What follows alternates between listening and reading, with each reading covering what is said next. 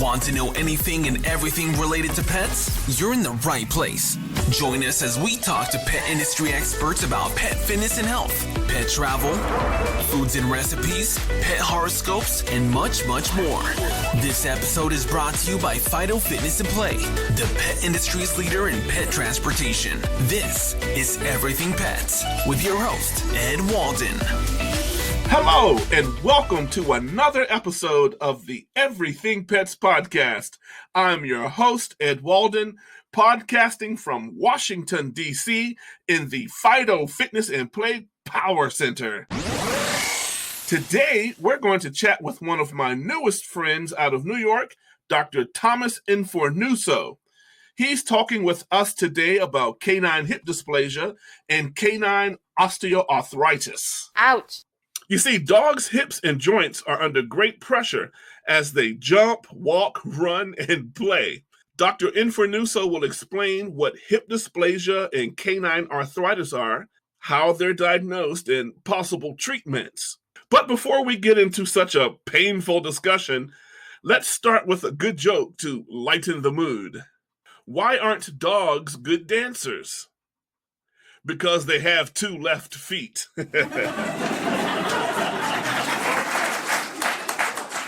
Now let's hear from Zoe Dub and our sponsor.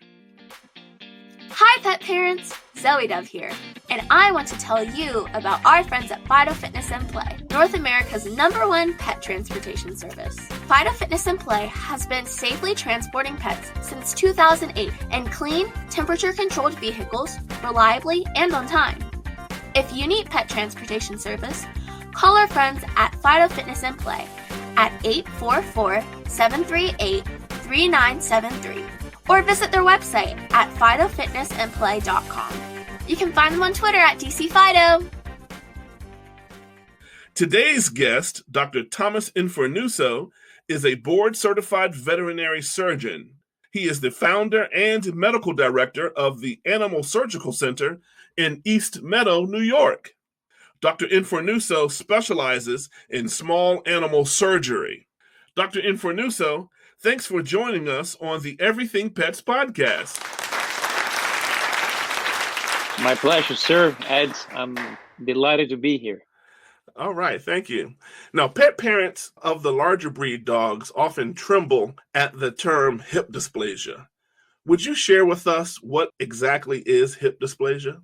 Sure. Yeah, hip dysplasia is a pretty debilitating type of condition that a lot of large breed dogs go through. Most often it's a multifactorial problem: genetics, environmental, dietary, just in light of the fact that big dogs, unfortunately, are inbred, most often pure breed dogs. And because of the inbreeding, that leads to this hip dysplasia. And I tell people all the time what dysplasia is by definition is a mismatch between two bones. So the joint is made of two bones, and if the two bones are not fitting properly, what is going to happen is if the socket is too small compared to the ball, it's not going to fit, right? Or the opposite, the ball is too big and the socket is too small, that is not going to be a proper fit. So the dysplasia is just a mismatch. So the two bones are not connecting properly. So that leads to a lot of stress on the surface of the bone, which is the cartilage. And as time goes on, that wear and tear leads to the bone on bone. And then, of course, as you know, is going to be leading to arthritis and then irreversible damage that leads in people as well as in a lot of the animals to replacements. And that's why a lot of older people get knee and hip replaced. Why? Because the cartilage is completely wiped out, and now you have no more reservoir for healthy joints. Gotcha. Now, is hip dysplasia only found in large breed dogs? Most often, yeah. There are small breed dogs that can have other conditions where the actual head of the femur, which is the ball, is not developing properly, and then that cartilage starts dying off, and or the neck of that femur dies off for some blood supply disorder that nobody really understands why that happens. And in light of that, what happens is, the bone dies, and then they basically fracture the bone. And that is not really dysplasia, but it can be included into that category if you want to say that. So most often it's large breed dogs. Why are certain dog breeds prone to hip dysplasia while others it's not so prevalent? Yeah, because of genetics, like German Shepherds, Labradors, Rottweilers. A lot of these dogs are inbred, which implies the genetic pool is limited. And that leads to, unfortunately, the whole mismatch that I was referring earlier. And that is the cause of dysplasia. So it's mostly inbreeding. So genetic and then overweight issues. A lot of puppies they're unfortunately overweight, obese.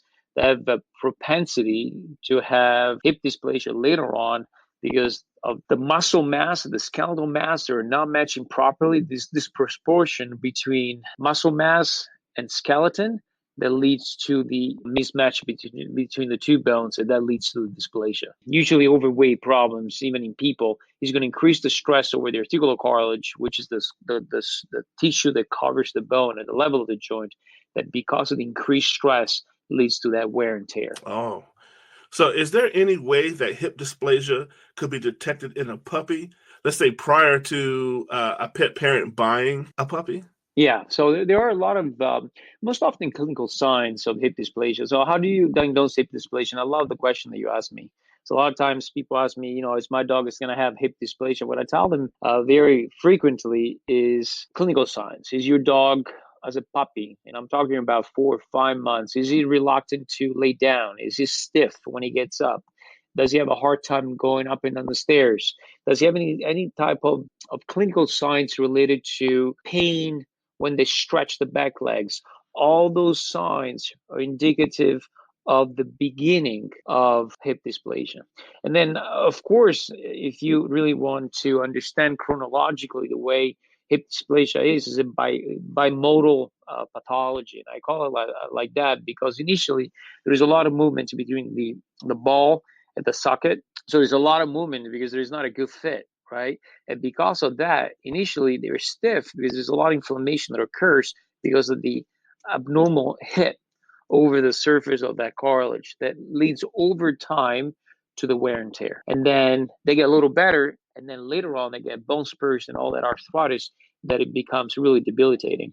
So to answer your question is, how do you know that a dog has hip dysplasia? Most often by evaluating clinical signs that will lead to diagnostics, like taking x-rays and make sure that you can document it. Can hip dysplasia be prevented?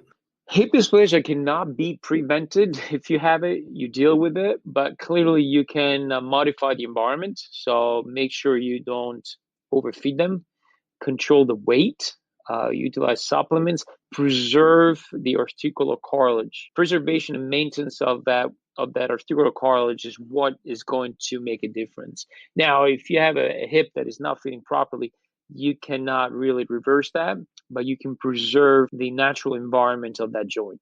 So how do you balance, because you kind of want to make sure that your dog's getting proper exercise. You don't want a fat, lazy dog. So you want to walk your dog, exercise your dog, let your dog play. How do you balance that with if you know that your dog has hip dysplasia? It's a beautiful question. Yeah, I got you. Yeah. You don't want to exacerbate the clinical signs. I know what you're saying is if you have a dog that is showing clinical signs of hip dysplasia, you get x-rays documented, you have it. What are you going to do next if you don't want to jump to the surgery? What you can do is control the exercise. Instead of letting it run at the dog park for hours, you want to control it. You want to make sure they don't get crazy. You want to make sure if you have a lot of stairs, you want to block them off. If you have a high beds, the dog goes up and on the steps or goes up and on the beds, you're going to control that. And all those environmental changes in the household can mitigate a little bit the progression of the arthritic changes that will develop later on. Because that is the bottom line. Eventually that hip, by age, by usage, is going to deteriorate, right? The joint will get old no matter what. If you have a good hip or you have a bad hip. The only thing is if you have a bad hip, what is going to happen? You're going to end up getting worse earlier in life than a patient that has a normal hip. So control the environment, control the diet, and maximize on supplementations. That really makes a difference. So what you're saying is that there is no cure for hip dysplasia? Unless you do surgeries. Oh, so let's get into surgeries then. So what does surgery do? So the surgery option, besides the medical management and conservative management, that we have spoken is a very viable option. And I tell people all the time, you get into surgery when the clinical signs are indicative of a need for surgeries. Because I've seen cases where puppies get x-rays that have changes associated with hip dysplasia. And then and I asked them, I was like, is your dog limping? Is your dog stiff in the morning? It's like, no, he's actually doing great. He's like running, jumping, doesn't have any problems at all. And your dog has a lot of changes on the x-rays. They're really leading to believe that you're dealing with hip dysplasia. So what I tell them, here's the very interesting topic. The changes associated with hip dysplasia on the x-rays do not match what the clinical signs are. I've seen a lot of dogs that have a bad hip on an x-rays, and they're completely fine. Vice versa, I've seen dogs that can barely walk with mild changes on an x-rays. So the treatment options in this case would be surgery. Is when you have dogs that can barely walk with indications of bad hips confirmed on an x-rays, that is what I recommend surgery. Because eventually when you have bad hips, you're going to end up with bad knees because the alignment is going to be off. And because of that, they're going to end up with ACL tears. So young dogs with bad clinical signs of wobbly, really have stiff gait, and reluctant to jump and run, they're going to be good candidates for surgery. So in veterinary medicine, we do total hip replacements. All right, that is one option. The other option is what we call the femoral head ostectomy, which is basically removing the ball of the femur. So people get all confused. I'm like, what is going to happen if you remove the ball, and now you don't have any more of that bone-on-bone contact because now the joint is made of the socket and then just the shaft of the femur. How is my dog going to walk? And I can go over that with you. And then there are other surgeries like triple pelvic osteotomy, a lot of fancy surgeries that indicate just repositioning the cup so you get more coverage over the bone. And what I tell people all the time, it really depends on the patient, finances. Of course, total hip replacement is a great modality, surgical modality, but it's very expensive. I mean, you're talking about almost 10 grand. A lot of people can't afford that. That is per hip. It has a lot of money. Now, if you have both hips, because 80 to 90% of dogs have a bilateral disease, so both hips get affected. So you're talking about 20 grand, right? Now, the total hip option is great. And people, a lot of humans get hip replacement, knee replacements, and elbow replacements, all those type of replacements. The only difference is the chances of having problems a little higher than people because of, again, it's hard to tell a dog stay still, don't move during the healing phase, and that can lead to a massive complication that you can see with a total hip replacements. And I can mention a bunch of it. You have a fake prosthetic in there, right? Is a fake joint that can get infected. The bone might not accommodate the implant very well, so it can fracture. The actual new socket, the new ball can pop out, so it's called luxation. And all this combination of complications can lead to a failure. And if that total hip fails, you can have really irreversible changes or irreversible complications where I've seen dogs losing their leg for that. Now, is that the norm? No, but it's something that can potentially happen. The other option is what I was telling you about, removing the ball of the femur. That is called FHO, femoral, which is the femur, right, the leg, head, which is the ball, ostectomy, which implies removing the ball. What you rely on is the buildup of scar tissue. And what you do in reality is avoiding the contact between the socket and the ball, because we say hip dysplasia by definition is a mismatch between the two bones. Now, if the ball is hitting that cup by increasing, because of not feeding properly, what we're going to do is removing the ball. And now what you rely on, you're going to have a gap. And that gap is going to be filled in with scar tissue. Now, scar tissue has great advantages in people as well as in animals. Is deprived of nerve endings, so there's no pain, and it's very elastic, right? Think about it. Scar is very elastic. If you stretch it, it stretches. And if you think about a person that got a burn, like a burn victim, and you get a needle or knife, and you just stab them, they can't feel anything. Why? Because scar tissue has no nerve endings. So you're relieving the pain associated with the bone-on-bone contact.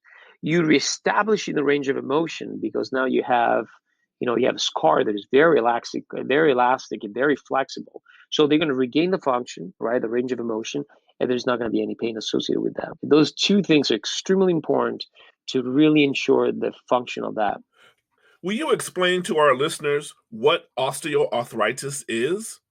Osteoarthritis is basically the development of bone spurs once the cartilage gets lost. So let me just rephrase that. A joint is made of two bones, right? The surface of the bone is made of cartilage. Once the cartilage gets lost, or there's a wear and tear on that cartilage, you're going to have bone exposure. The bone exposed is going to lead to bone spurs. And bone spurs are basically those pieces of bone that try to build up to stabilize the joint because the cartilage is deprived. So if you look at people that have arthritis, they can barely bend. Mostly in people that have a rheumatoid arthritis, their joints are so stiff, they lose that flexibility because everything is all full of bone spurs, right? That is what arthritis is. It's a very debilitating condition where it's extremely painful because now there is bone exposed to the fluid inside the joint, and that incites a cycle of inflammation that can be very, very, very painful. That is pretty much what arthritis is the loss of cartilage that covers the bone at the level of the joint. And of course, you can imagine a lot of dogs, because of arthritis, they get put down because the pain becomes so unmanageable that clients can't deal to see their pets in so much pain. And in people, it's the same thing. And that explains why humans at 90 years of age end up with a hip replacement, understanding the complexity of the surgery as well as the risk associated with anesthesia. So arthritis is basically the development of bone spurs secondary to loss of cartilage that can lead to a very, very, very bad complications and to a point of allowing this patient to be disabled. Does osteoarthritis only occur in large breed dogs, or could it occur in all breeds, large and small? Yeah, so osteoarthritis develops in any breeds of dogs. Any patients that has a joint will develop osteoarthritis. Now, osteoarthritis, I just want to make sure it's very clear, is the progression of a joint that gets old. As your joint gets old, what happens? You're going to lose cartilage, right? Because of usage. Older you get, more usage you get on that surface. As the arthritis develops, as the person, or in this case would be the dog, gets older, is going to get arthritis. Now, if you have a dysplasia condition like elbow dysplasia, hip dysplasia, which you don't have that proper fit, the wear and tear is going to get fast. It's going to progress much quicker. And that is what leads to the progression of arthritis much faster. So I've seen dogs that are 2 years of age that have arthritic changes on the x-rays that make them like they're 10 years old. Why?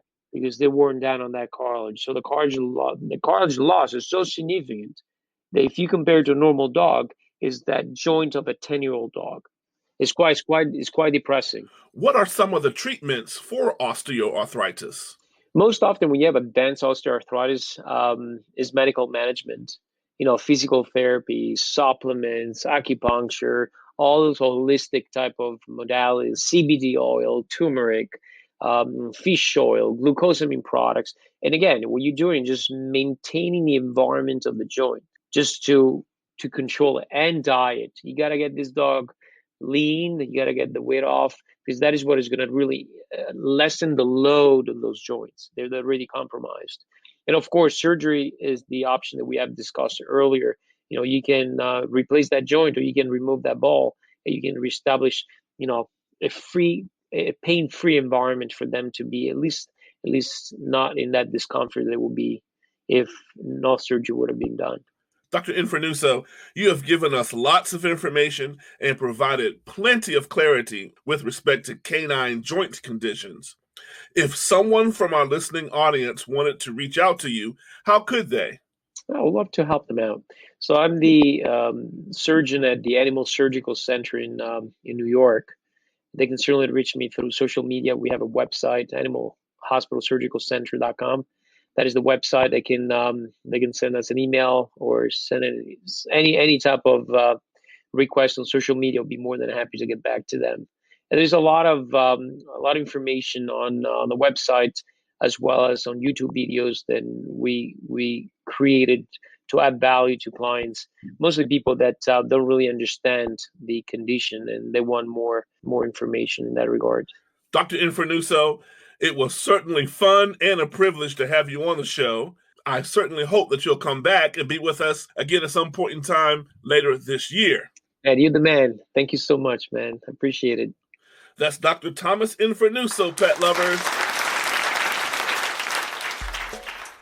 Hello, animal lovers. Do you or someone you know care for a pet that requires surgery and may not have the resources to have it done? Here at the Animal Surgical Center of East Meadow, New York, our mission is to save as many animals as possible by providing excellent service at a fair price. The Animal Surgical Center provides compassionate care around the clock in a clean, modern, state-of-the-art facility. If you are in the New York City area, give the Animal Surgical Center a call at 516-490-5905. That's 516-490-5905. And someone from our friendly staff will be happy to answer any questions or schedule your pet for an appointment. Visit our website at www.animal-surgical-center.com.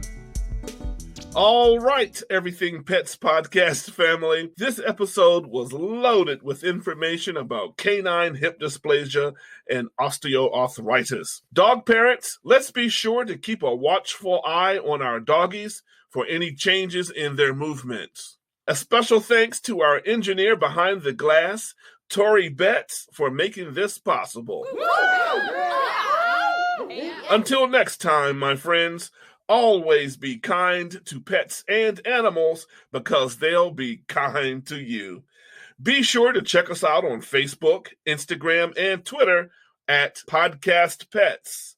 You can subscribe to our YouTube channel on YouTube at the Everything Pets Podcast. And also check out our website at TalkingPets247.com for special offers and product information. Okay, I'm Ed Walden, and I am out of here. Hi, Daddy.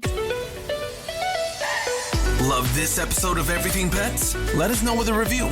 Also, make sure to subscribe so you don't miss out on any future episodes. Follow us on social media at Podcast Pets and check out our website at TalkingPets247.com. This episode is brought to you by Final Fitness and Play, your pet transportation expert.